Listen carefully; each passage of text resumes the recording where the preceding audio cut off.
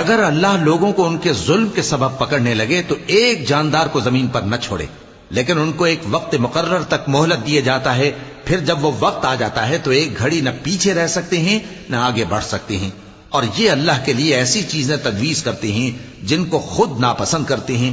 اور زبان سے جھوٹ بکے جاتے ہیں کہ ان کو قیامت کے دن بھلائی یعنی نجات ہوگی۔ کچھ شک نہیں کہ ان کے لیے دوزخ کی آگ تیار ہے، اور یہ دوزخ میں سب سے آگے بھیجے جائیں گے۔